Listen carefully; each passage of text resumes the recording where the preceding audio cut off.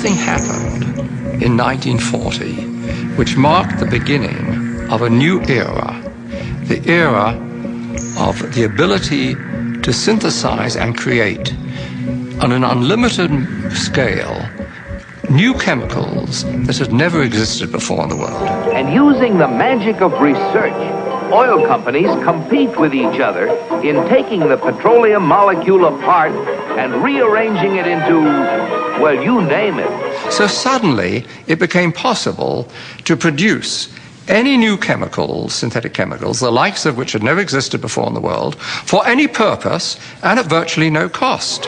Fabrics, toothbrushes, tires, insecticides, cosmetics, weed killers, a whole galaxy of things to make a better life on Earth. For instance, if you wanted to go to a chemist and say, look, I want to have a chemical, say a pesticide, which will persist throughout the food chain, and I don't want it to have to renew it very, very often. I'd like it to be relatively non-destructible. And then he'd put two benzene molecules on the blackboard and add a chlorine here and a chlorine that, and that was DDT. When the 8th Army needed Jap civilians to help them out in our occupation, they called on native doctors to administer DDT under the supervision of our men to stem a potential typhus epidemic. Dusting like this goes a long way in checking disease, and the laughs are them. Pardon our dust.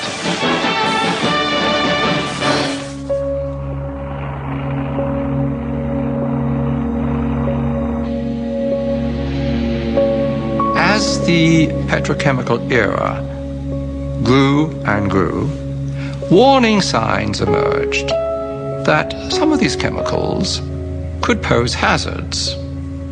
The data initially were trivial, anecdotal, but gradually a body of data started accumulating to the extent that we now know that the synthetic chemicals which have permeated our workplace, our consumer products, our air, our water, produce cancer and also birth defects and some other toxic effects.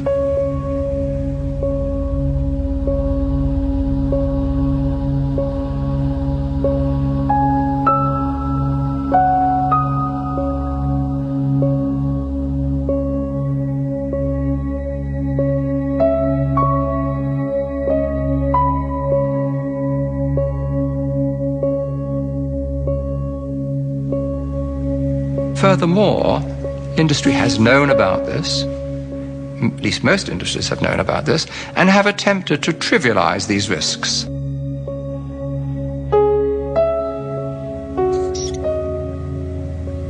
If I take a gun and shoot you, that's criminal. If I expose you to some chemicals which knowingly are going to kill you, what difference is there? The difference is that it takes longer to kill you. We are now in the midst of a major cancer epidemic, and I have no doubt, and I have documented the basis for this, that industry is largely responsible for this overwhelming epidemic of cancer, in which 1 in every 2 men get cancer in their lifetimes, and 1 in every 3 women get cancer in their lifetimes.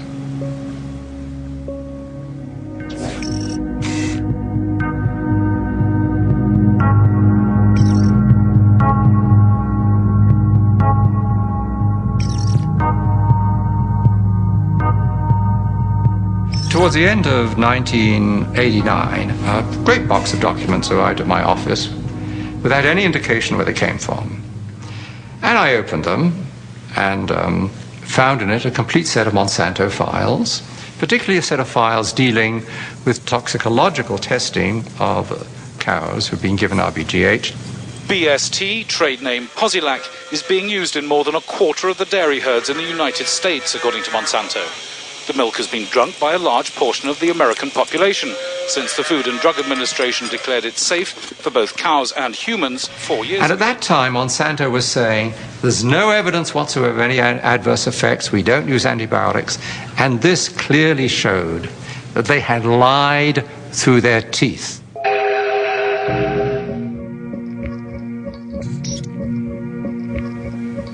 The The files described areas of chronic inflammation in the heart, lung, kidney, spleen, also reproductive effects, also a whole series of other problems.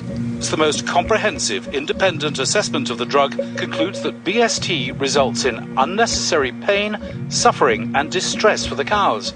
This is not acceptable for a drug designed simply to increase milk production. It is a silly product. The industrial world is awash in milk. We're overproducing milk. We actually have governments around the world who pay farmers not to produce milk. So the first product Monsanto comes up with is a product that produces more of what we don't need. Of course, you'll want to inject Posilac to every eligible cow, as each cow not treated is a lost income opportunity. But the problem was that use of the artificial hormone caused all kinds of problems for the cows. It caused something called mastitis, which is a very painful infection of the udders. When you milk the cow, if the cow has bad mastitis, some of the, and I don't know how to say this in a, I hope people aren't watching at dinner time, but the pus from the infection of the udders ends up in the milk, and the somatic cell count, they call it, the bacteria count inside your milk goes up. There's a cost to the cows. The cows get sicker when they're injected with RBGH. They're injected with antibiotics.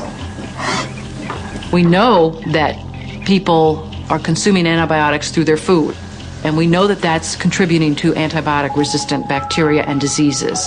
And we know we're at a crisis when somebody can go into a hospital and get a staph infection and it can't be cured and they die.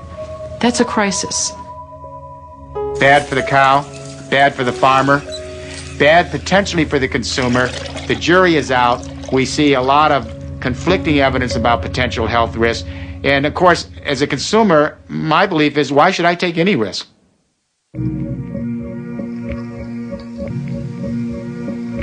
Factory farm cows have not been the only victims of Monsanto products. Large areas of Vietnam were deforested by the U.S. military using Monsanto's Agent Orange. The toxic herbicide reportedly caused over 50,000 birth defects, as well as hundreds of thousands of cancers in Vietnamese civilians and soldiers, and in former American troops serving in Southeast Asia. Unlike the Vietnamese victims, U.S. Vietnam veterans exposed to Agent Orange were able to sue Monsanto for causing their illnesses. Monsanto settled out of court, paying $80 million in damages, but it never admitted guilt.